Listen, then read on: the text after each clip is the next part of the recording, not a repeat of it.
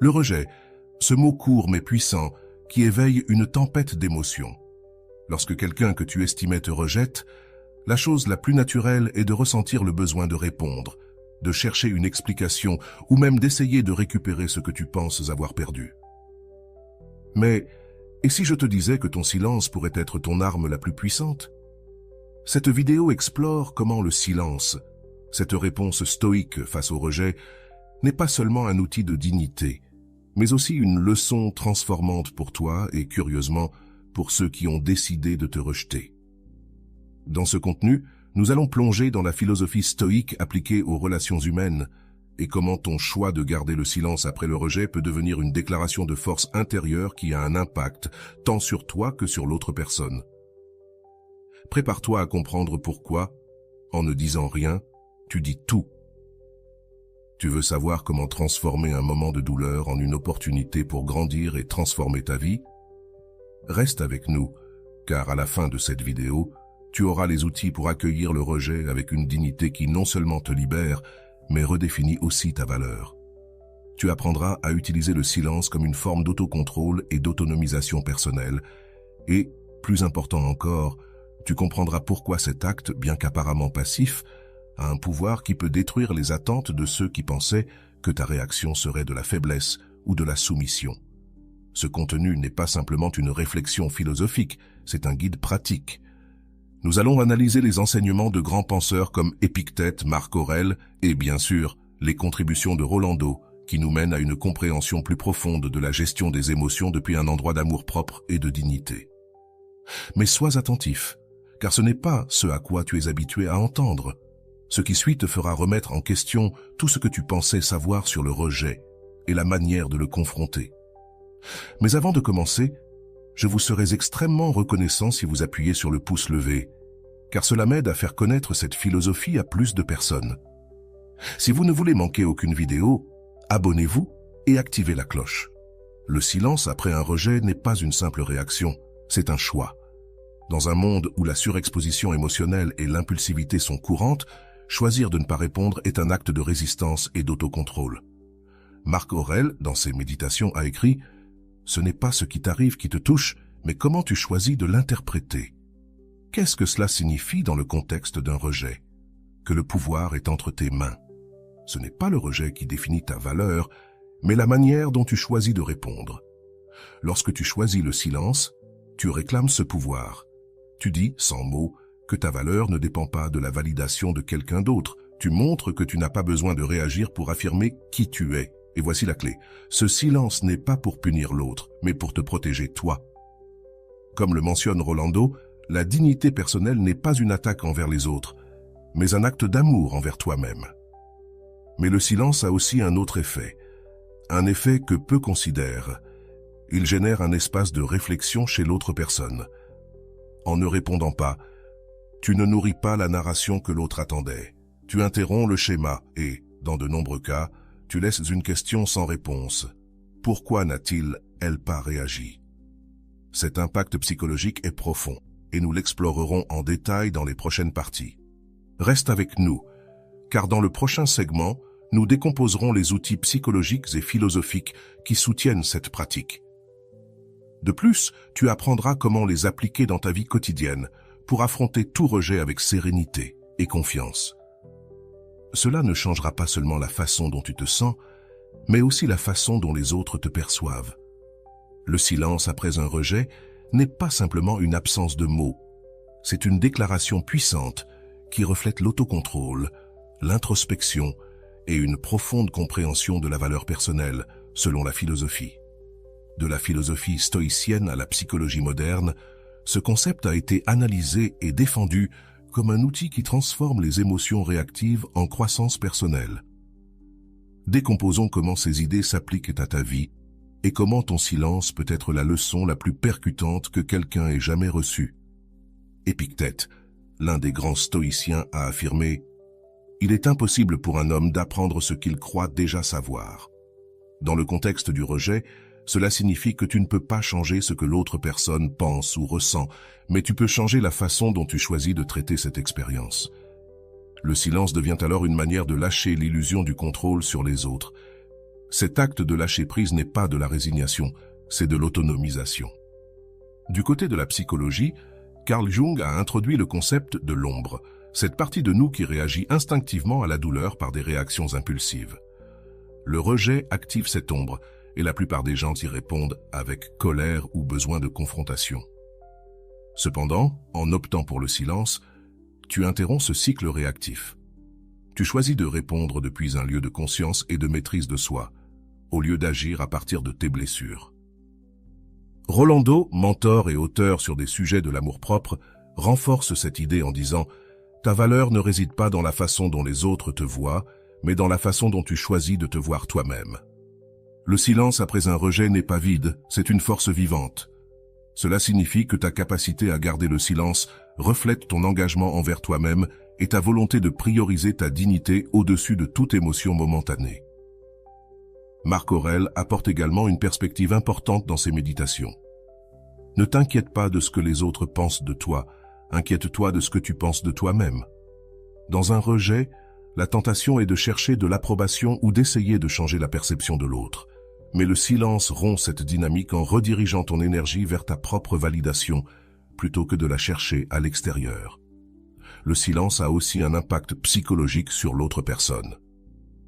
En ne réagissant pas, tu défies ses attentes. Comme l'explique Rizzo, quand quelqu'un ne reçoit pas la réponse qu'il attendait, il est obligé de réfléchir à ses propres actions. Ton silence devient un miroir qui reflète non pas tes émotions, mais celles de celui qui t'a rejeté. Cela peut provoquer de l'inconfort, mais aussi un espace pour que l'autre remette en question sa position. D'un point de vue thérapeutique, Aaron Beck, le père de la thérapie cognitive, soutient que nos émotions réactives sont le produit de croyances irrationnelles. Par exemple, après un rejet, tu pourrais penser « Cela prouve que je ne suis pas suffisante ». Cette pensée n'est pas seulement nuisible, elle est fausse. Beck suggère que restructurer ses croyances est essentiel pour surmonter la douleur. Le silence, dans ce cas, est une pratique qui te permet de suspendre ces croyances avant qu'elles ne prennent le contrôle. Rolando complète cette idée en disant « Le rejet ne définit pas ta valeur. C'est une circonstance qui peut en apprendre davantage sur toi si tu choisis d'écouter plutôt que de réagir. » Ici, le silence n'est pas seulement une réponse à l'autre. C'est un outil d'introspection qui te permet d'explorer tes propres émotions et de reconstruire tes récits internes depuis un endroit de force. L'impact du silence a également une dimension sociale.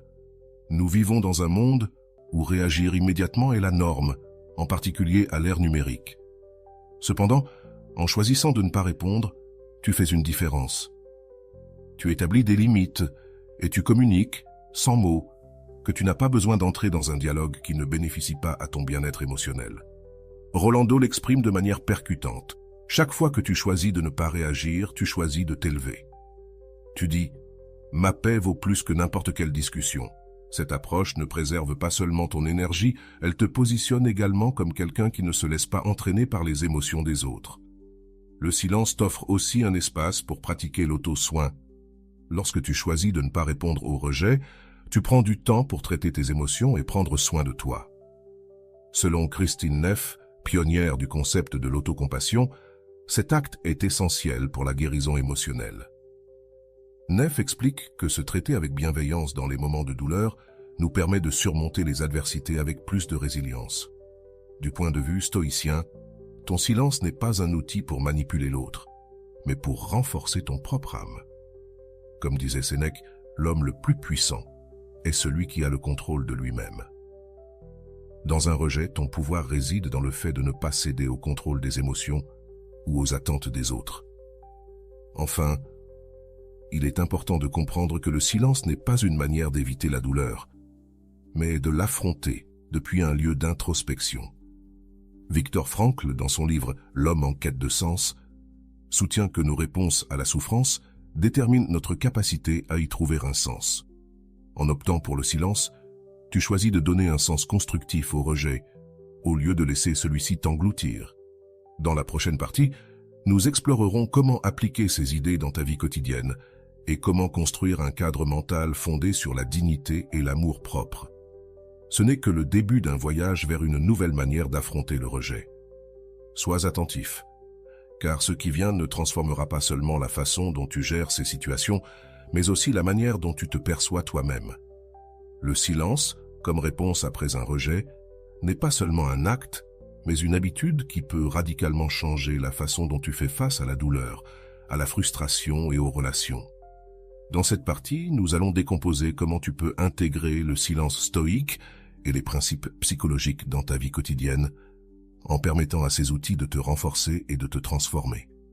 Rolando explique que le silence n'est pas de la passivité, c'est une action interne. La décision consciente de privilégier ton bien-être émotionnel par rapport à la nécessité de valider ta douleur par une réaction. Cette approche implique que le silence n'est pas simplement l'absence de parole, c'est une manière de communiquer avec toi-même, de t'offrir de l'espace pour traiter ce que tu ressens et de choisir judicieusement tes batailles. La première application du silence commence par une pause. Lorsque tu expérimentes le rejet, ton instinct peut être de répondre immédiatement, que ce soit pour te défendre ou pour chercher des réponses.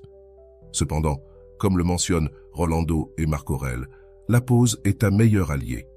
Avant de répondre, demande-toi si ta réaction contribue à ta paix intérieure. Si ce n'est pas le cas, garde le silence, dit Rolando. Cet acte de t'arrêter te donne le pouvoir de décider comment tu veux procéder. D'un point de vue cognitif, le silence te permet d'observer tes pensées avant d'agir. Aaron Beck mentionne que la plupart de nos réactions émotionnelles proviennent de pensées automatiques que nous ne remettons pas en question. En pratiquant le silence, tu crées un espace pour identifier ces pensées et décider si elles sont utiles ou nuisibles. Par exemple, si tu penses « cela signifie que je ne suis pas assez », tu peux remettre en question cette croyance et la remplacer par quelque chose de plus constructif, comme « ce rejet ne définit pas ma valeur ». Rolando met l'accent sur l'importance de transformer le silence en un outil d'autocompassion. Tandis que tu te tais vis-à-vis des autres, parle-toi à toi-même avec bienveillance. Reconnais ta douleur, mais ne l'utilise pas comme excuse pour t'enfoncer. Ici, le silence extérieur devient un dialogue intérieur où tu pratiques les soins et la validation de toi-même, au lieu de les chercher chez la personne qui t'a rejeté. Une autre manière d'appliquer le silence est à travers la technique de la pierre grise, un concept que Rolando introduit dans ses enseignements. Cette technique consiste à adopter une posture neutre et impassible face à celui qui te rejette, surtout si cette personne continue de chercher à te provoquer. Être comme une pierre grise signifie ne pas leur donner accès à tes émotions. Tu ne réagis pas, tu n'expliques pas, tu existes simplement, dit Rolando. Cette technique protège ta paix mentale et t'évite de tomber dans des dynamiques émotionnelles épuisantes. Le silence t'offre également l'opportunité de réfléchir à ce dont tu as vraiment besoin. Souvent, le rejet réveille de vieilles blessures qui n'ont rien à voir avec la personne qui t'a rejeté, mais avec des insécurités plus profondes. Viktor Frankl soutient que la souffrance peut être une porte vers une meilleure compréhension de nous-mêmes. En gardant le silence, tu crées un espace pour explorer ces blessures et commencer à les guérir de l'intérieur. D'un point de vue pratique, tu peux appliquer le silence en établissant des limites claires. Lorsque quelqu'un te rejette, tu n'as aucune obligation de te justifier ni de chercher son approbation. Rolando mentionne qu'établir des limites n'est pas dire à l'autre quoi faire, mais te dire à toi-même ce que tu n'es pas prêt à tolérer. Dans ce sens, le silence n'est pas seulement une réponse, c'est une limite qui protège ta dignité. L'impact du silence s'étend également à ton environnement social. En le pratiquant, tu envoies un message clair que tu n'as pas besoin de t'engager dans des discussions pour valider ton point de vue. Cela améliore non seulement ton autocontrôle, mais élève également la manière dont les autres te perçoivent. Comme le dit Rizzo, la meilleure façon de gagner le respect, c'est d'abord se respecter soi-même. De plus, le silence peut être un outil d'autoréflexion. Rolando suggère d'utiliser ce temps pour se poser des questions clés. Qu'est-ce que ce rejet m'a appris sur moi? Est-ce que je cherche plus d'approbation extérieure que je ne devrais? Quelles étapes puis-je franchir pour renforcer mon amour-propre? Ces questions ne t'aident pas seulement à traiter la douleur, mais elles te poussent aussi vers la croissance personnelle. Le silence n'est pas un acte isolé, c'est une habitude qui se cultive avec le temps. Chaque fois que tu choisis de ne pas réagir, tu renforces cette habitude et construis une relation plus solide avec toi-même. Cela s'aligne avec la philosophie stoïcienne qui met l'accent sur l'importance de former l'esprit à répondre avec raison et non avec impulsivité. Épictète disait « Tu n'as aucun contrôle sur les événements extérieurs, mais tu as un contrôle sur la façon dont tu les interprètes. Enfin, le silence t'offre une opportunité de te concentrer sur tes propres objectifs et passions, au lieu de gaspiller de l'énergie émotionnelle pour quelqu'un qui ne la mérite pas. Tu peux rediriger cette énergie vers des activités qui te nourrissent et te renforcent.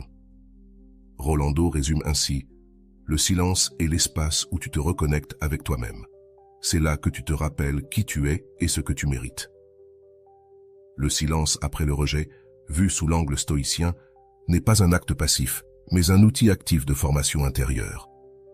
Les stoïciens, comme Épictète, Sénèque et Marc Aurèle, ont offert des enseignements intemporels sur la manière d'affronter les adversités avec dignité et autodiscipline. Dans cette extension, nous explorerons comment appliquer ces idées dans ta vie quotidienne en intégrant des citations de ces grands penseurs pour approfondir la pratique du silence en tant que réponse stoïcienne et émancipatrice. Épictète disait « Ce ne sont pas les choses qui nous arrivent qui nous perturbent, mais nos opinions à leur sujet ». Ce principe nous invite à réfléchir sur la manière dont nous interprétons le rejet. Si quelqu'un nous rejette et que nous l'interprétons comme une preuve de notre insuffisance, nous souffrirons inutilement. En revanche, si nous voyons le rejet comme un événement extérieur, indépendant de notre valeur personnelle, nous pouvons nous libérer de son fardeau émotionnel. Lorsque tu choisis le silence après un rejet, tu pratiques ce que Épictète appelait le contrôle interne. Il affirmait « Ne te préoccupe que de ce que tu peux contrôler, tes pensées, tes émotions et tes actions. » En gardant le silence, tu cesses de chercher à contrôler ce que l'autre personne pense ou ressent et tu concentres ton énergie sur ce qui est réellement sous ton contrôle, ta réaction. Sénèque, un autre grand stoïcien, nous rappelle que le temps est l'une de nos ressources les plus précieuses. Ce n'est pas que nous ayons peu de temps, mais que nous perdons beaucoup de celui que nous avons, disait-il dans « De la brièveté de la vie ». En optant pour le silence, tu choisis de ne pas gaspiller ton temps en discussions ou justifications qui n'apportent rien de positif à ta vie. Au lieu d'investir de l'énergie à réagir, tu peux la rediriger vers des activités qui te nourrissent et te renforcent. Marc Aurèle, dans ses Pensées pour moi-même, réfléchit à l'importance de l'introspection. Fais confiance à ta capacité à supporter tout ce qui t'arrive. Ce n'est pas ce qui est extérieur qui te nuit, mais la manière dont tu permets que cela t'affecte. Le silence, dans ce cas, n'est pas une réponse pour l'autre, mais pour toi-même. C'est un moment pour traiter la douleur sans laisser celle-ci définir qui tu es ou comment tu agis. Le silence est aussi une manière de pratiquer la vertu de la force, un principe clé du stoïcisme. Sénèque disait « L'homme fort est celui qui, face à l'adversité, ne perd pas sa sérénité. » En choisissant de ne pas réagir impulsivement, tu montres de la force émotionnelle. Cet acte ne te bénéficie pas seulement à toi, il impacte aussi ceux qui t'entourent, car ils voient en toi un exemple de maîtrise et de résilience. Épictète, dans son Enchiridion, explique que notre perception des événements a plus de poids que les événements eux-mêmes. Si quelque chose d'extérieur t'affecte, ce n'est pas l'événement en soi, mais la manière dont tu choisis de le voir qui cause ta perturbation. En gardant le silence, tu choisis de ne pas laisser le rejet contrôler tes pensées. Au contraire, tu choisis de le traiter depuis un lieu de raison et de maîtrise de soi. Un des enseignements les plus profonds de Marc Aurèle est l'idée de l'impermanence. Il écrit « Tout ce qui arrive est éphémère.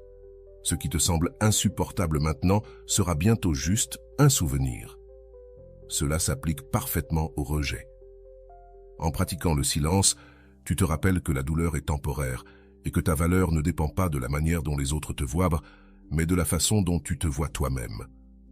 Sénèque aborde aussi le concept de dignité personnelle en disant « L'homme véritablement sage s'éloigne de ce qui ne lui fait pas de bien. » Le silence après le rejet est un acte d'éloignement, non physique mais émotionnel.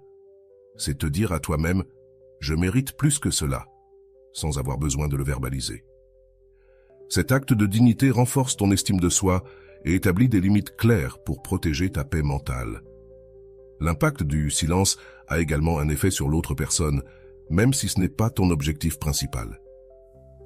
Marc Aurèle explique « Quand les autres agissent mal, ne te mets pas en colère. Demande-toi s'ils ont le contrôle sur leurs actions. Si ce n'est pas le cas, ils n'ont pas de contrôle sur toi. » Ton silence n'est pas destiné à provoquer une réaction chez l'autre, mais à démontrer que son rejet n'a pas le pouvoir d'altérer ta paix intérieure. La pratique du silence est également liée à la vertu de la prudence. Sénèque disait « C'est sage de ne pas dire tout ce que l'on pense et de ne penser que ce que l'on dit. » Au lieu de répondre impulsivement, le silence te permet de réfléchir sur tes émotions et de décider si tu dois vraiment répondre. Cet acte de pause est une manifestation de sagesse et d'autocontrôle. D'un point de vue pratique, Marc Aurèle suggère dans ses méditations « Fais ce que tu as à faire, mais fais-le calmement. » Ce calme est précisément ce que le silence t'offre. Au lieu de réagir depuis un endroit de colère ou de douleur, tu peux répondre, si nécessaire, depuis un lieu de sérénité et de clarté. Épictète nous rappelle aussi que l'homme qui est maître de lui-même est plus puissant que celui qui conquiert des villes. Lorsque tu pratiques le silence après un rejet, tu es en train de conquérir ton propre monde intérieur. Cet acte d'autocontrôle t'empower, démontrant que tu n'as pas besoin de la validation extérieure pour te sentir complet. Le silence après un rejet, dans la perspective stoïque, n'est pas simplement une absence de mots. C'est une pratique intentionnelle qui reflète l'autocontrôle, la force émotionnelle et la dignité personnelle. Cet outil repose sur des principes universels de la philosophie stoïque qui transcendent le temps et le contexte, offrant un cadre puissant pour faire face au rejet avec sérénité et objectif. Épictète, l'un des principaux représentants du stoïcisme, affirmait « La liberté ne réside pas dans l'évitement de la douleur, mais dans le fait de ne pas la laisser nous contrôler. » Cela signifie que le rejet en soi n'a pas le pouvoir de te blesser, à moins que tu lui en donnes la permission. En gardant le silence, tu exerces ta liberté émotionnelle, choisissant de ne pas réagir de manière impulsive et à la place de prioriser ta paix intérieure. Sénèque, dans son ouvrage « Lettres à Lucilius », écrivait « Rien n'est plus honorable qu'un esprit tranquille. » Le silence, en ce sens, n'est pas un signe de faiblesse, mais de force. C'est la démonstration que, bien que le rejet puisse générer des émotions intenses, tu peux garder ton calme et ta dignité face à ces adversités. Cette tranquillité est la base pour prendre des décisions sages et ne pas tomber dans des réactions impulsives qui pourraient empirer la situation. Marc Aurèle, dans ses méditations, réfléchit à l'importance d'agir selon tes valeurs internes et non en fonction des provocations extérieures. Souviens-toi que les autres ont leur propre chemin et toi le tien. Ne laisse pas le comportement des autres te détourner du tien. Quand quelqu'un te rejette, ton silence communique que ses actions n'altèrent pas ton chemin. C'est un rappel que ta valeur ne dépend pas de ses mains, mais de ta perception de toi-même. Le silence stoïque a aussi une dimension d'introspection et de connaissance de soi. Épictète conseillait « D'abord, apprends qui tu es, puis rends ta vie conforme à cela. » Garder le silence après un rejet t'offre l'espace nécessaire pour réfléchir à ce que tu veux réellement et à ce que tu mérites. Cela te permet d'évaluer si cette relation ou situation était alignée avec ton véritable moi, ou si le rejet est en réalité une opportunité pour réajuster tes priorités. Sénèque soulignait l'importance de ne pas gaspiller de temps et d'énergie sur ce que tu ne peux pas changer. Le sage ne s'inquiète pas de ce qui est hors de son contrôle, mais de la manière dont il y répond. En gardant le silence, tu appliques ce principe en choisissant de ne pas investir ton énergie émotionnelle dans le changement de la perception ou des actions de l'autre personne. Tu réserves cette énergie pour des choses réellement sous ton contrôle, comme ton bien-être et ton développement personnel. Marc Aurèle parlait aussi de l'impermanence comme un rappel pour ne pas s'accrocher aux émotions passagères. Tout ce qui arrive est transitoire. La douleur que tu ressens aujourd'hui sera un souvenir demain. Le silence, dans ce contexte, devient une manière de maintenir la sérénité et de se rappeler que rien ne dure éternellement. Reconnaître que le rejet est simplement un événement temporaire dans ta vie et non un reflet permanent de ta valeur te permet de traiter la douleur sans t'y accrocher en la laissant partir quand le moment sera venu. Sophia ferma la porte de son appartement avec un lourd soupir. L'écho des paroles de Samuel résonnait encore dans son esprit. « Je ne cherche rien de sérieux avec toi. Je ne veux pas que tu continues à avoir des espoirs. » Il l'avait dit avec froideur, comme si chaque mot n'était destiné qu'à briser quelque chose en elle. Alors qu'elle glissait lentement contre le mur, elle sentit les larmes jaillir sans permission. Mais avec la tristesse apparut autre chose, une sensation de vide, profondément enfouie quelque part en elle, une étincelle d'indignation. Marcella, sa meilleure amie, l'appela plus tard dans la soirée. « Que s'est-il passé ?»« Tu as parlé à Samuel ?» demanda Marcella, devinant déjà la réponse. « Oui, je l'ai fait. Il m'a rejeté. »« Il a dit qu'il n'avait jamais vu cela comme quelque chose de sérieux, » répondit Sophia à la voix tremblante. Elle ne voulait pas s'effondrer. « Et après tout ce que tu as fait pour lui ?» Marcella ne pouvait contenir son indignation. « Oui, mais je ne veux pas en parler. Maintenant, j'ai juste besoin de réfléchir, » répondit Sophia. Elle raccrocha, sachant que Marcella voulait juste la soutenir, mais elle ne pouvait plus supporter d'entendre les mêmes phrases de toujours. « Il ne te mérite pas » ou « Tu es trop bien pour lui ». Ces mots, bien qu'ils soient bien intentionnés, ne comblèrent pas le vide qu'elle ressentait. Elle alluma alors son ordinateur portable et commença à chercher quelque chose qui pourrait lui apporter de la clarté. C'est alors qu'elle trouva une vidéo intitulée « Le silence après le rejet », la leçon stoïque qui transforme ta vie de Rolando. La voix calme de Rolando remplissait la pièce. Quand quelqu'un te rejette, l'instinct immédiat est de répondre, de te justifier ou de chercher des explications. Mais laisse-moi te dire quelque chose. Ta meilleure réponse est le silence. Ce n'est pas pour punir l'autre, mais pour te protéger toi-même. Le silence n'est pas du vide, c'est un acte de force. Sophia resta figée. Elle n'avait jamais pensé au silence comme à une réponse active.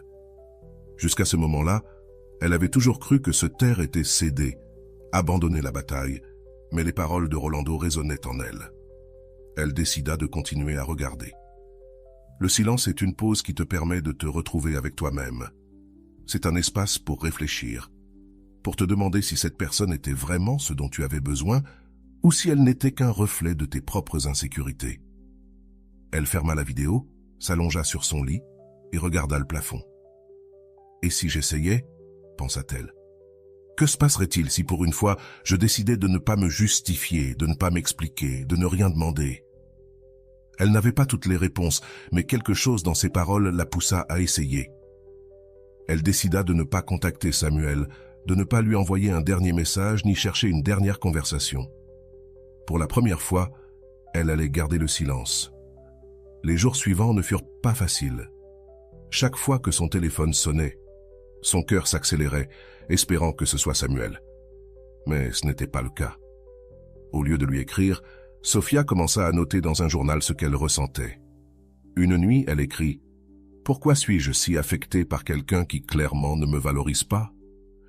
Pourquoi ai-je l'impression que j'ai besoin de son approbation pour être bien avec moi-même ?» Ces questions la dérangèrent, mais elles commencèrent aussi à lui ouvrir les yeux. Lors de l'une de ces nuits, Marcella l'appela de nouveau. « Tu lui as dit quelque chose ?» demanda-t-elle avec curiosité. « Non, je ne l'ai pas fait et je ne le ferai pas. » « Pourquoi tu ne veux pas clarifier les choses ?» Marcella était confuse. « Il n'y a rien à clarifier. Il a déjà montré comment il se sent. Maintenant, c'est à moi de montrer comment je me sens avec moi-même, et ça commence par le silence. » Pour la première fois, les paroles de Sophia sonnèrent fermes, même pour elle-même. Au fil des jours, Sophia commença à remarquer quelque chose de curieux. Bien que la douleur soit toujours là, elle commença aussi à ressentir une étrange sensation de paix en ne cherchant pas à contacter Samuel. Elle ne nourrissait pas son anxiété ni ne prolongeait sa souffrance. Elle se rendit compte que, bien que le rejet fasse mal, sa réaction était la seule chose qu'elle pouvait contrôler. Cela lui rappela une autre phrase de la vidéo de Rolando. « Le rejet ne définit pas ta valeur. C'est une circonstance, pas une condamnation. Mais la manière dont tu réponds au rejet définit la façon dont tu te perçois. » Un après-midi, alors qu'elle se promenait dans le parc, elle reçoit un message inattendu venant de Samuel. « Comment ça va? Ça fait des jours que je n'ai rien de tes nouvelles. » Sophia regarda l'écran mais ne ressentit aucune envie de répondre. Au lieu de cela, elle rangea son téléphone et continua sa promenade. Ce petit acte de maîtrise de soi la fit se sentir plus forte que jamais. Cette nuit-là, elle écrivit dans son journal « Aujourd'hui, j'ai choisi le silence, non pas comme une forme de punition pour lui, mais comme un cadeau pour moi-même. J'ai choisi ma paix au-dessus de mon orgueil. » Avec ces mots, Sophia commença à comprendre le véritable pouvoir du silence.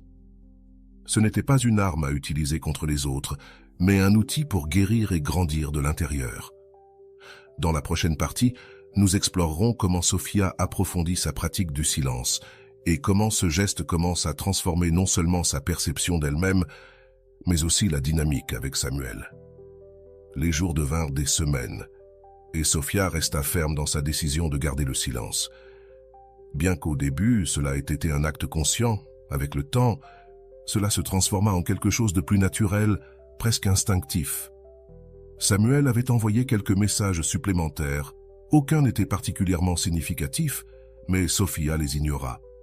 Ce n'était pas une tactique pour le manipuler, mais un rappel pour elle-même que sa valeur ne dépendait pas de son attention. Lors d'une de ces nuits tranquilles, en feuilletant son journal, Sophia se souvint de ce que Rolando avait dit dans une autre de ses vidéos. « Quand tu gardes le silence, tu laisses l'autre personne affronter ses propres actions. Tu ne remplis pas le vide avec des explications ni des justifications.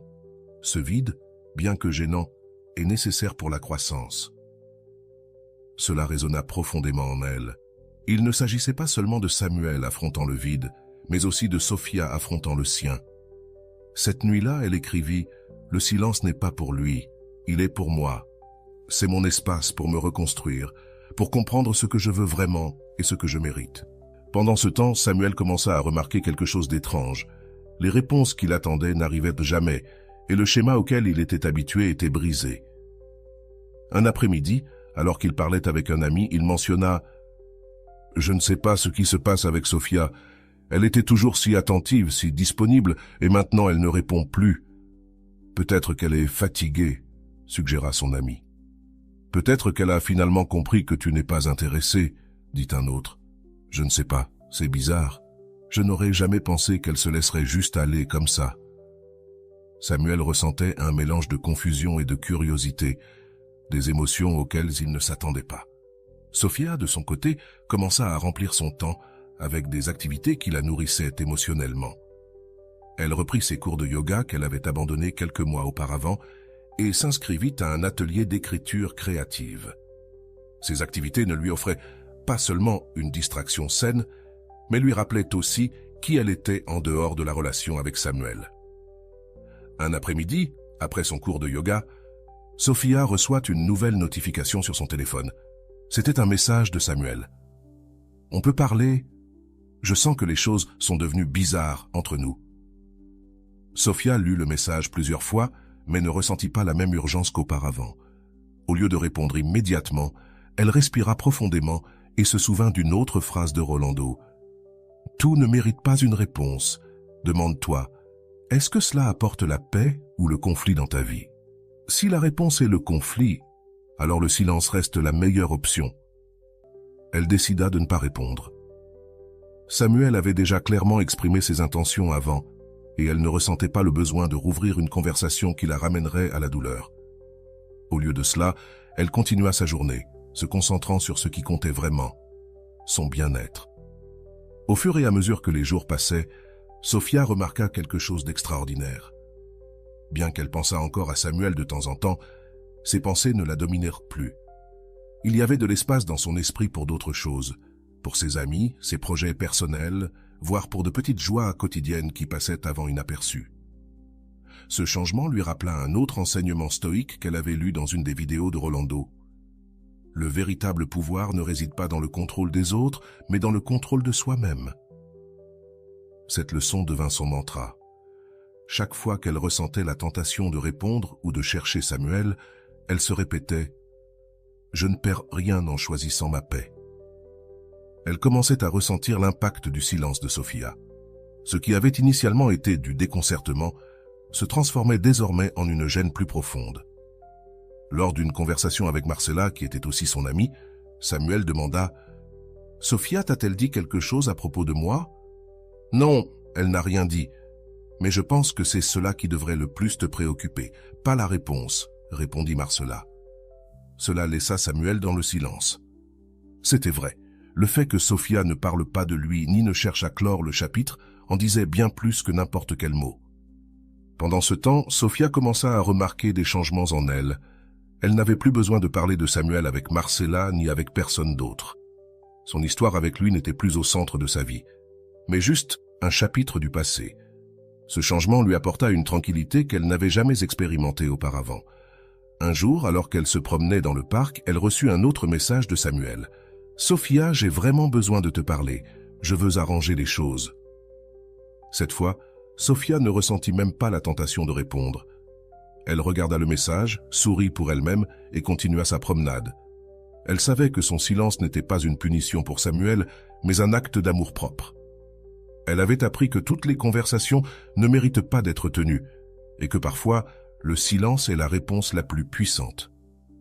Ce soir-là, elle écrivit dans son journal « Je ne suis plus la même personne qui a commencé ce voyage. Mon silence m'a appris plus que n'importe quel mot n'aurait pu m'apporter.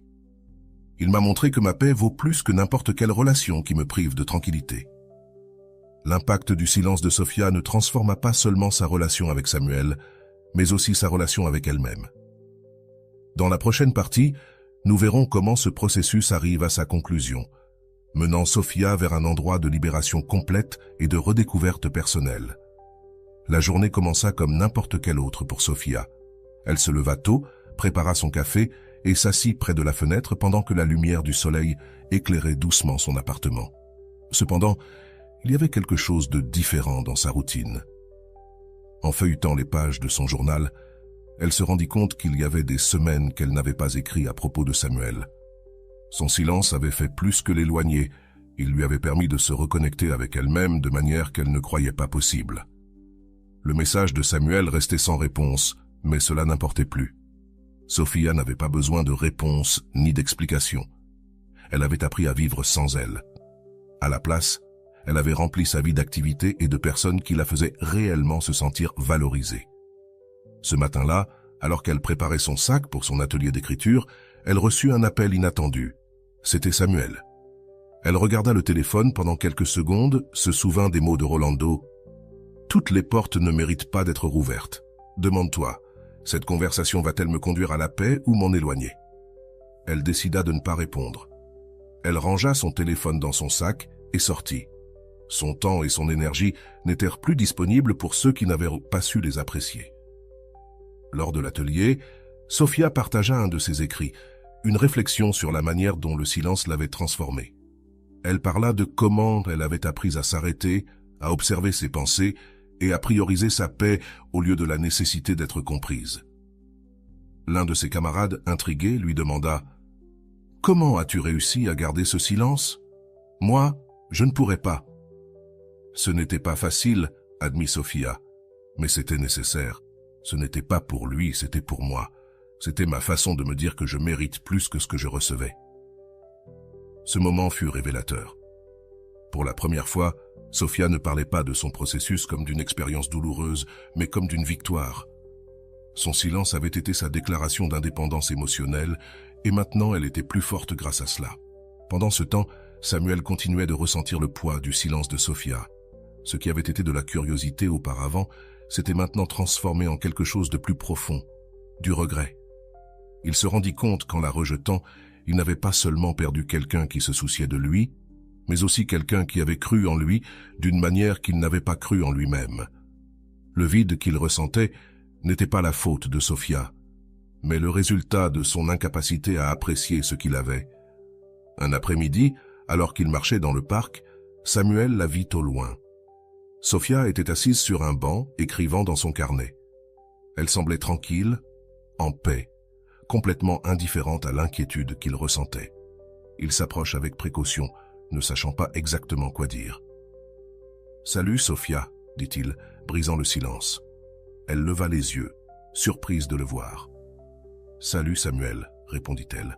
Sa voix était neutre, sans trace de ressentiment ni d'émotion. « J'ai essayé de te parler. Je sens que les choses ne sont pas restées claires entre nous. » Sophia le regarda un instant avant de répondre. « Je pense que les choses sont restées assez claires, Samuel. Tu as pris une décision et moi aussi. » « Est-ce qu'on peut en parler ?»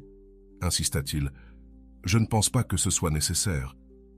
Je n'ai rien à ajouter et, sincèrement, je suis dans un bon endroit maintenant.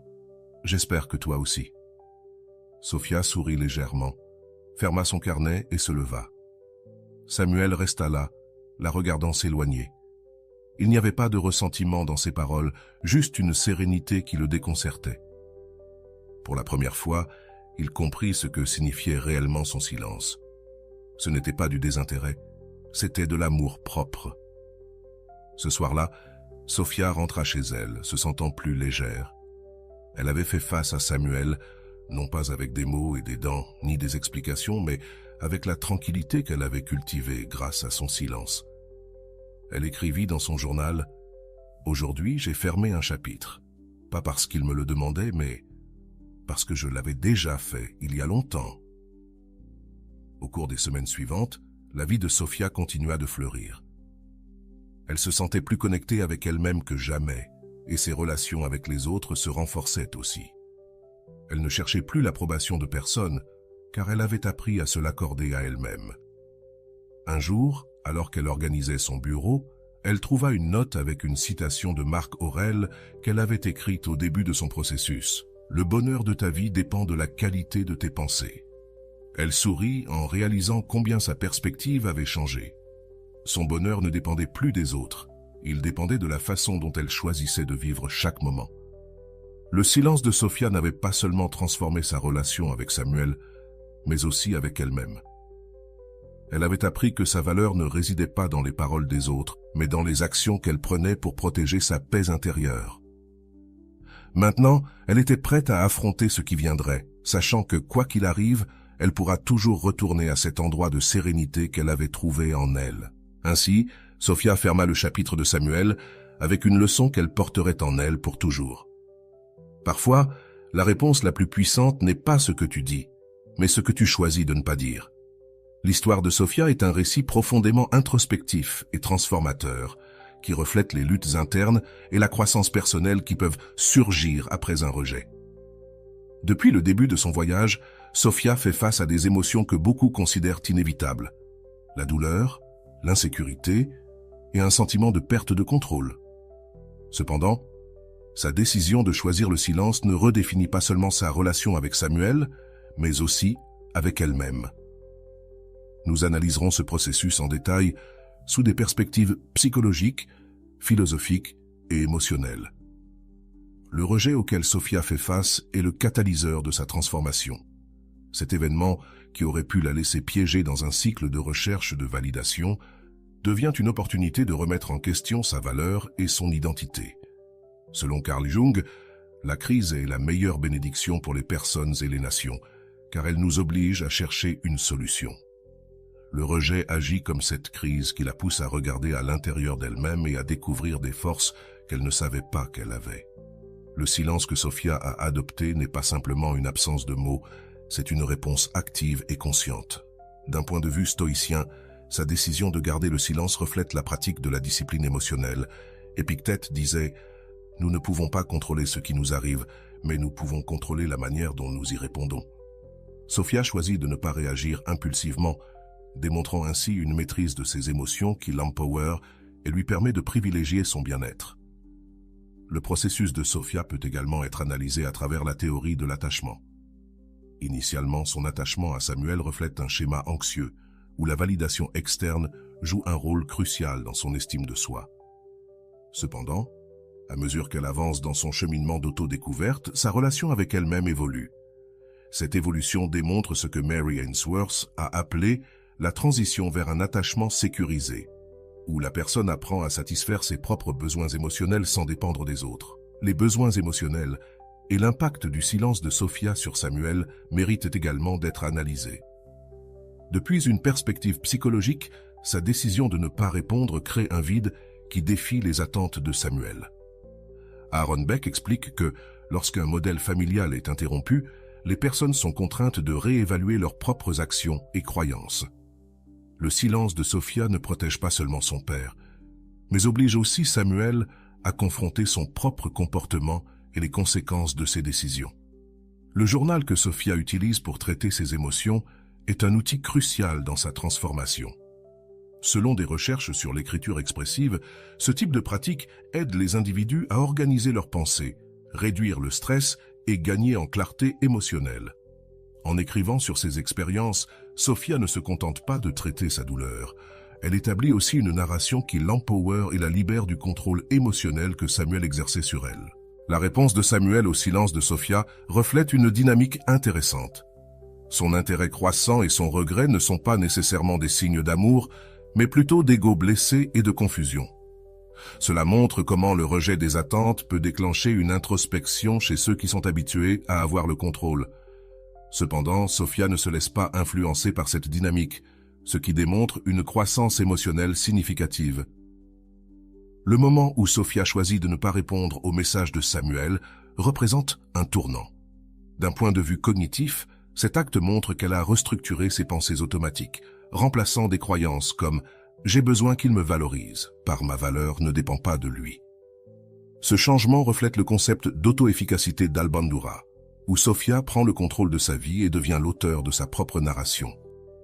La rencontre finale entre Sophia et Samuel est un autre moment clé. Sa réponse calme et neutre montre qu'elle a intégré les enseignements du silence. Marc Aurèle disait « Ne laisse pas le comportement des autres voler ta paix ». Sophia incarne ce principe en se confrontant à Samuel depuis un endroit de sérénité, démontrant que sa paix n'est plus en jeu. Le développement de Sophia peut aussi être analysé à travers le cadre de la résilience. Selon Georges, la résilience ne consiste pas à l'absence de douleur, mais à la capacité de s'adapter et de croître après l'adversité. Sophia ne nie pas sa douleur, elle l'affronte et l'utilise comme un outil pour se renforcer. Cela se voit dans la manière dont elle remplit sa vie d'activités significatives comme le yoga et l'écriture qui la connectent à son essence. D'un point de vue social, le silence de Sophia défie les normes culturelles qui associent souvent le rejet à la nécessité d'expliquer ou de justifier.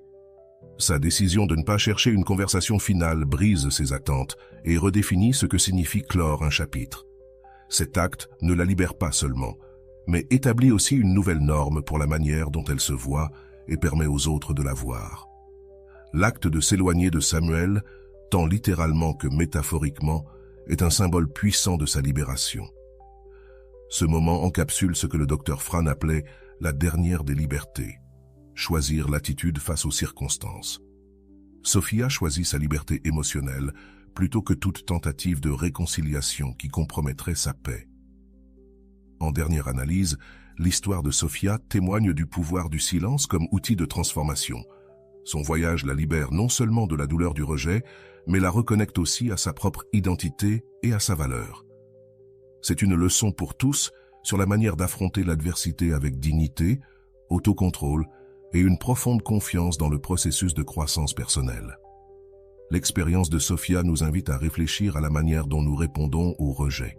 Choisissons-nous de réagir impulsivement ou nous donnons-nous l'espace pour traiter et grandir?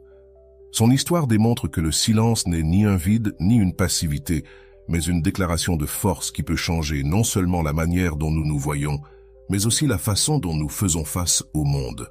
Que signifie pour vous le silence en période de rejet?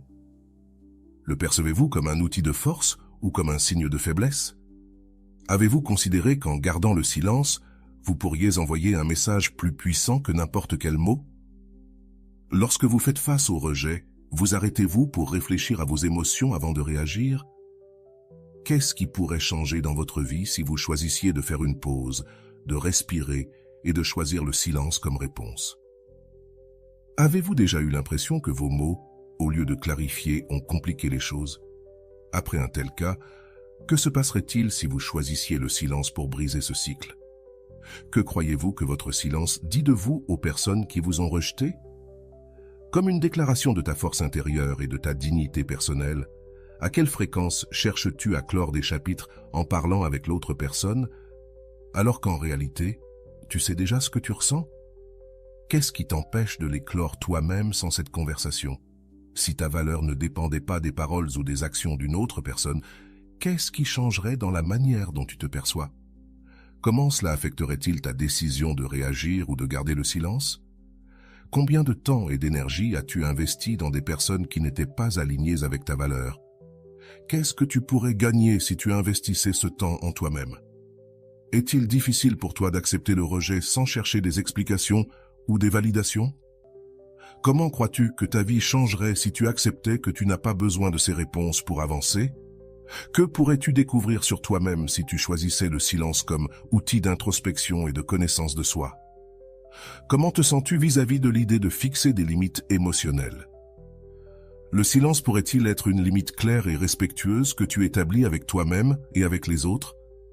Quelles activités ou passions pourrais-tu redécouvrir si tu choisissais de rediriger ton énergie après un rejet vers ta propre croissance? Comment crois-tu que les personnes autour de toi réagiraient si tu commençais à prioriser ta paix intérieure plutôt que de ressentir le besoin de t'expliquer ou de te justifier? Si quelqu'un te rejetait aujourd'hui, quelles émotions aimerais-tu ressentir à ce sujet dans un mois? Crois-tu que le silence pourrait t'aider à atteindre cette paix? Quelles leçons pourrais-tu apprendre sur toi-même si tu décidais de ne pas répondre au rejet par des mots, mais par des actions orientées vers ton bien-être? Es-tu prêt à lâcher la nécessité d'être compris par les autres et à la remplacer par la compréhension de ta propre valeur? Quel pas pourrais-tu faire aujourd'hui pour pratiquer le silence comme outil de soin de soi et de dignité personnelle? Et voilà, j'espère que vous avez trouvé beaucoup de valeur dans cette vidéo. Merci d'être resté jusqu'à la fin de cette vidéo, j'adore quand vous faites ça. Si vous en voulez plus, vous pouvez écrire en commentaire « J'en veux encore plus ». J'espère vous revoir dans une autre vidéo.